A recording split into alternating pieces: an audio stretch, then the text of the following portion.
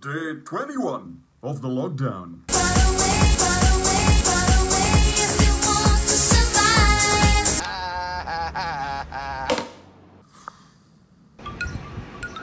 You can run away from the outside world, but how are you going to escape and run away from the inside world? The world of your thoughts, your feelings, all the events that have taken place in the past. Surely that comprises your inside world, which occupies you in reminiscence, isn't it?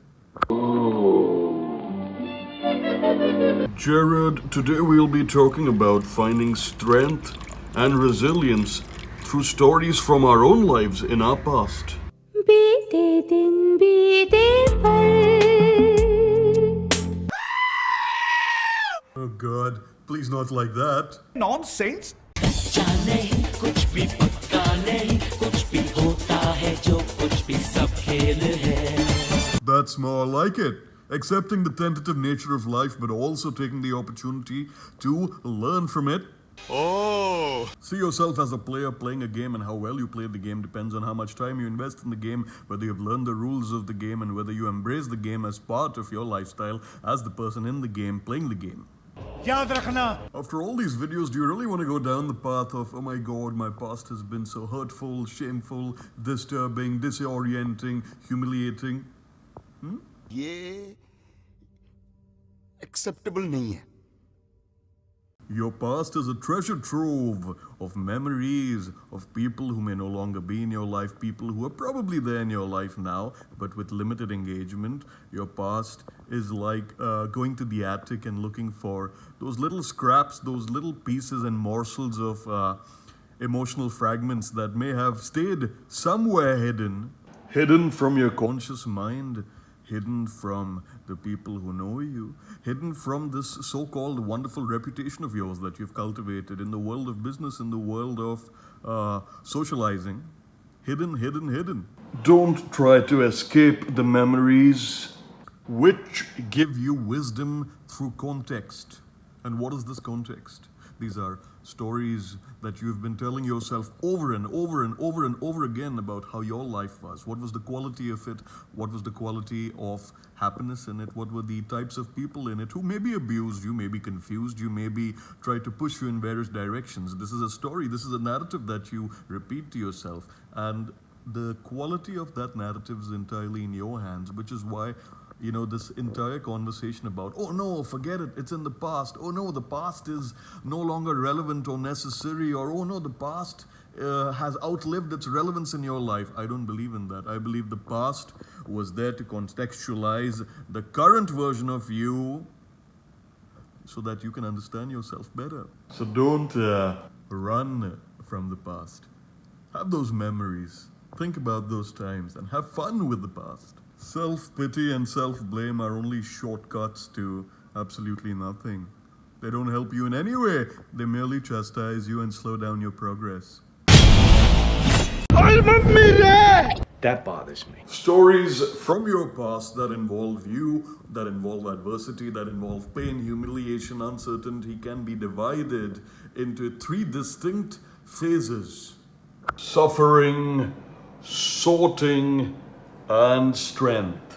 When you're suffering, sometimes it feels unnecessary and excessive, and you feel extremely alone and extremely ill-equipped to deal with it. When you're sorting through the problem or the crisis, you feel like there are some ways in which you have found a solution to escape or to mitigate the effects of whatever it is that's troubling you. So you're sorting through it, you are strategizing, you're going back to the drawing board, and you're trying to find unique ways in which you can deal with the problem. The third phase is strength, where you really take back a concrete life lesson. You take back something that stays with you throughout your life, regardless of whatever crisis comes and visits you. It's that power that no one can take away from you, really. The way in which you see the situation, the way in which it has informed several subsequent life decisions that have definitely given you hope for yourself, for the world, for your family, for your business, and for anything that is important to you. सुना तुमने? Wow, that's fantastic. When I was in boarding school as an 11-year-old, I was once having an asthma attack, and I remember we were isolated in the medical room and I was all by myself. That was the rule, right? I mean, if you fall sick, you go to the medical room, and that's where you have to be. And I remember there was an electricity cut off, and I was having trouble breathing, but it was also pitch dark, and I had no access to my family. This was the 90s. I remember that moment of suffering so distinctly. Sometimes I think about it, look at the big smile on my face, and for an 11-year-old, I think I dealt with that pain and that adversity. I think with great resilience, and sometimes it's helpful for me to remind myself of that moment. सच बोल रहे हैं ना 100%. Another story where a particularly nasty teacher locked me up inside the dormitory in boarding school, and I was so starved and hungry, and his punishment for me was that I would have no access to food. So I remember scrounging and eating toothpaste that night and going to sleep hungry because I didn't have any food, no access to outside food as well, because the mess hall's timings were certain, they were decided, and there was no contraband because we were a little young. This is when I was 12 years old.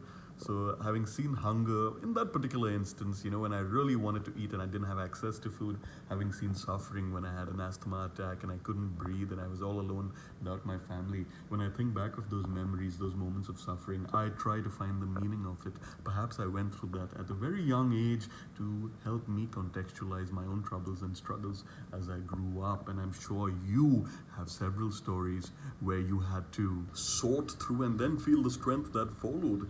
However, the strength that you experience is not some kind of automatic response. It's something that you need to decide for yourselves. If you've been through a tough time or are going through a tough time, you need to ask yourself, is there something that this suffering can teach me that will better improve the quality of my life and the lives of those around me? Is there something I can take back?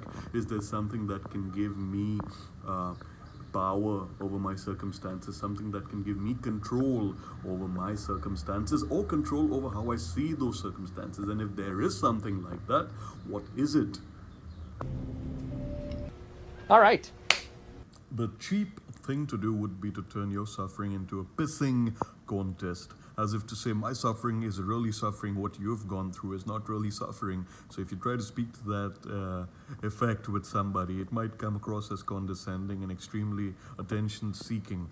Understand that pain and suffering is subjective to everyone. We've all been through our own challenges while growing up, and even right now. So what I say is use that pain and suffering to add context to your current life and to the choices you make to fortify and add real vigor to whatever it is that you wish to do for yourself. You have dreams, right? You have desires, you want to nurse them. Use the strength that comes from the pain in the past rather than using that pain as an excuse to be lazy or complacent or just attention seeking and saying, I have suffered and no one else has suffered the way I have suffered. You know what I mean? So try to contextualize it. Try to add some gravitas to your efforts by drawing from the reservoir of the past. Learn, recalibrate, and move on, because that's what life's about. Life moves on. The dolphins have frickin' moved on, right? Everything's moving on. So you got to learn to move on. But that doesn't mean you neglect the past. Oh, no, you don't. You look at it, you understand it, you respect it, and then you figure it out. The situation may be tentative, but what we take with us is concrete and continues to live with us even after the situation is long gone behind us. With that, I leave you to your day. Have a fantastic one and continue social distancing.